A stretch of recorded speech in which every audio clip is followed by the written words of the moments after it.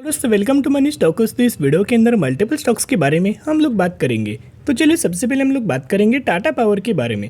तो recently almost हमने एक बार दोस्तों टाटा पावर के बारे में बात कर चुका, लेकिन एक और बहुत बड़ा अपडेट्स हमें टाटा पावर के अंदर आ चुका है, जो कि हमने बात किया था रिसेंटली इस वीडियो से पहले कि कंपनी को बहुत सारे ईवी रिगार्डिंग हमें ऑर्डर्स मिलते हैं, बहुत सारे ईवी के जो प्लांट्स होते हैं वो एस्टेब्लिश करने का, चार्जिंग स्टेशन मैन्युफैक्चरिंग करके देने का बहुत सारे ऑर्डर्स हमें टाटा पावर को मिलता है।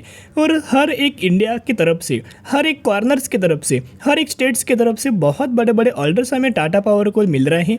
इंडिया के अंदर बहुत बड़ा जो प्लेयर जो काम कर रहा है इलेक्ट्रिक व्हीकल का चार्जिंग इंफ्रास्ट्रक्चर प्रोवाइड करने के लिए, उसके अंदर टाटा पावर का ही सबसे बड़ा हमें नाम निकल के आ रहा है। चलिए बिना वक्त गए हम लोग पहले टाटा पावर का अंदर जो अपडेट्स आए हैं उस अपडेट्स के बारे में दोस्तों हम लोग बात कर लेते हैं। लेवल्स के बारे में हमने बात किया एंड ओवरऑल बेसिस के ऊपर टाटा पावर के बारे में हमने बात किया है। अपडेट्स अगर आप देखोगे, Tata power partners Ayodhya development authority to set up electric vehicle charging infrastructure. तो टाटा पावर की और अयोध्या डेवलपमेंट अथॉरिटी की एक दूसरे के साथ पार्टनरशिप हुआ है, किसको लेके, electric vehicle charging infrastructure provide करने के लिए बहुत शानदार तरीके से पार्टनरशिप हो चुका है।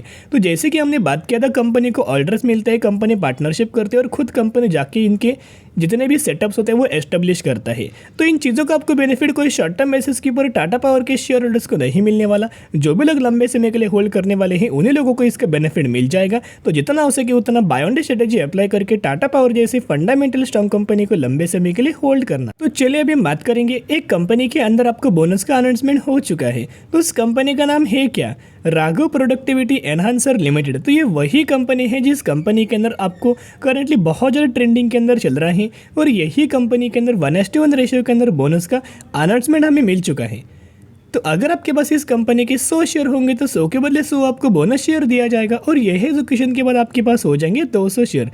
इसी रेशियो के अंदर, इसी कंपनी के अंदर आपको बोनस का बेनिफिट दोस्तों मिलने वाला है। तो जिस प्राइस रेंज के अंदर ये कंपनी ट्रेड कर रहा है 1040 रुपये के आसपास, मैक्सिमम के अंदर देखोगे 2016 में मार्केट के अंदर ये कंपनी आया था, और जब से आया है तब से 3500% का रिटर्न कंपनी ने शेयर होल्डर्स को बना के दिया हुआ है। कोई बहुत सालों पुरानी लिस्टेड कंपनी नहीं है। कंपनी को मार्केट के अंदर लिस्ट होते ऑलमोस्ट हमें 7 से 8 साल हो चुका है।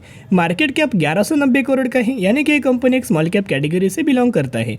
तो जिसके मुताबिक सिर्फ बोनस के द्वारा निवेश मत करना, कंपनी के बारे में स्टडी करना, बिजनेस के बारे में स्टडी करना, पैरामीटर्स के बारे में स्टडी करना, और अगर आपको कंपनी पसंद है तो ही निवेश करना, नहीं तो आप कंपनी को स्किप करके भी चल सकते हैं। क्योंकि क्या होता है, बहुत सारे कंपनीज के अंदर जो कंपनी अच्छा नहीं होता, जो कंपनी बुरा होता है, जो कंपनी हमेशा लॉस ही लॉस देता है शेयर होल्डर्स को, तो कंपनीज क्या करता है, और यदि रिटेल इन्वेस्टर को अट्रैक्ट करने के लिए बोनस का अनाउंसमेंट करता है, स्प्लिट का अनाउंसमेंट करता है, या फिर डिविडेंड का अनाउंसमेंट करता है। तो अनाउंसमेंट करने के बाद होता क्या है, रिटेल इन्वेस्टर लालच में आके बोनस के द्वारा निवेश करता है, स्प्लिट के द्वारा निवेश करता है, या फिर डिविडेंड के द्वारा निवेश करता है, और जब भी निवेश करते हैं उसके बाद सडन कंपनी के अंदर गिरावट दोस्तों होना स्टार्ट हो जाता है। तो पैनिक लेवल के अंदर लोग क्या करके सेलिंग करना स्टार्ट कर देते हैं, और heart end of the month उन लोगों को लॉस झेलना पड़ जाता है। तो जिसकी वजह से हमेशा कंपनी की बोनस के द्वारा निवेश मत करना, कंपनी का बिजनेस देखना, पैरामीटर्स देखना, पसंद है तो ही निवेश करना। तो चलिए अभी हम बात करेंगे टीसीएस के बारे में। तो टीसीएस का अगर आप आज के दिन का परफॉर्मेंस देखोगे तो 2.5 से लेकर 3% की जंप टीसीएस के अंदर नजर आ चुका है, और 3300 रुपये के आसपास क्लोजिंग हमें टीसीएस के अंदर हो चुका है। तो टीसीएस के अंदर बहुत सारे अपडेट्स। तो चलिए सबसे पहले अपडेट्स के बारे में दोस्तों हम लोग बात कर लेते हैं। TCS bank contract to run and maintain government e marketplace, Piyush Goyal. तो पीयूष गोयल के द्वारा दोस्तों एक हमें स्टेटमेंट दिया गया है कि टीसीएस को एक बहुत बड़ा दोस्तों कॉन्ट्रैक्ट मिला, और साथ में जो गवर्नमेंट का ई मार्केट प्लेस जो है उसको रन करने का भी परमिशन मिल चुका है, और उसको रन करने के साथ साथ उसको मेंटेन करने का भी परमिशन मिल चुका है। तो बहुत बड़ी जिम्मेदारी हमें टीसीएस को हाथ लगा है। ये तो इनको हैंडल तो करना ही है, मेंटेन तो करना है, रन तो करना है। इनका जो ई मार्केट प्लेस है गवर्नमेंट का, उसको हैंडल करेगा, रन करेगा, और साथ में बहुत बड़ा सारा कॉन्ट्रैक्ट हमें टीसीएस को दोस्तों दिया गया है। यानी कि एक ही खबर के अंदर 3 बड़े धमाके, 3 बड़ी खबर हमें नजर आई है।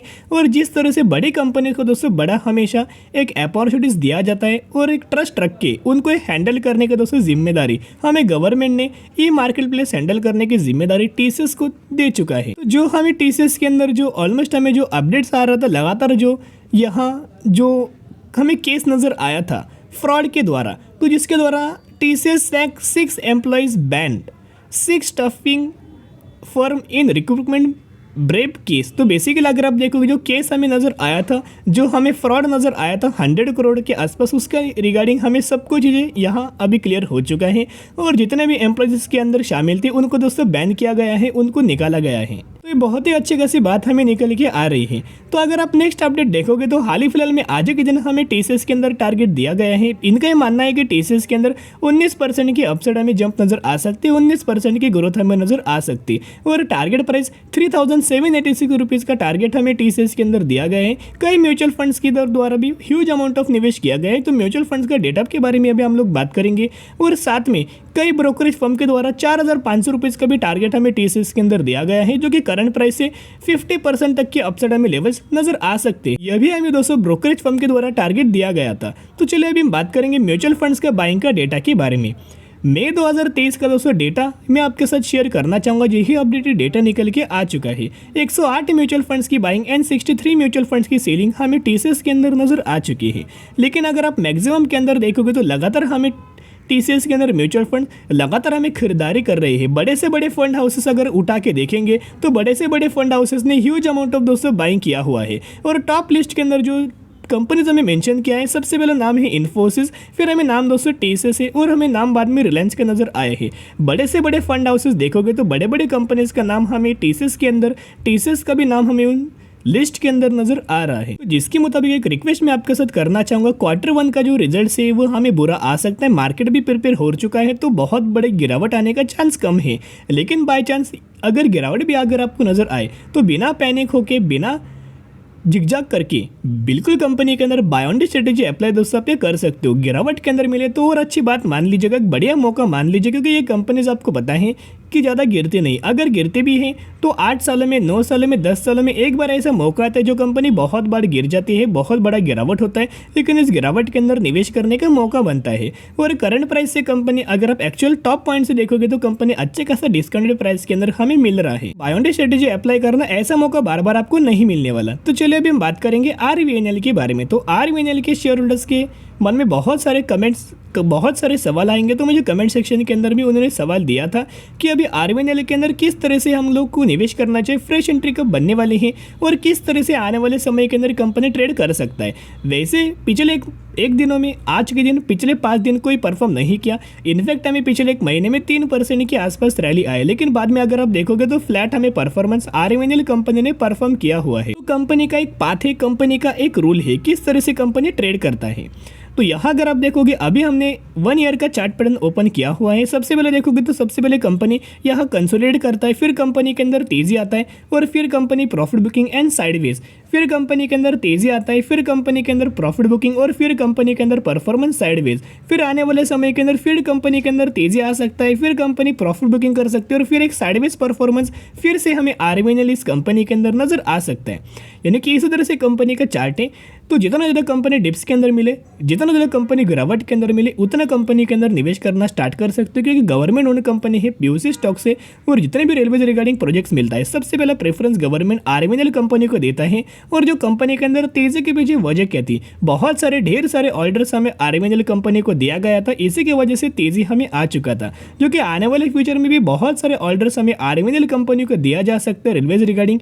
तो जरूर इसका आपको बेनिफिट आने वाले फ्यूचर के अंदर आरवीएनएल के अंदर मिल सकता है।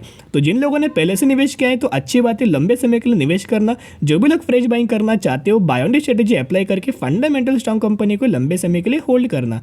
तो चलिए आज के लिए इतना ही। अगर आपकी वीडियो पसंद है जरूर वीडियो को लाइक और चैनल को सब्सक्राइब कर सकते हैं। फिर मिलेंगे, बाय।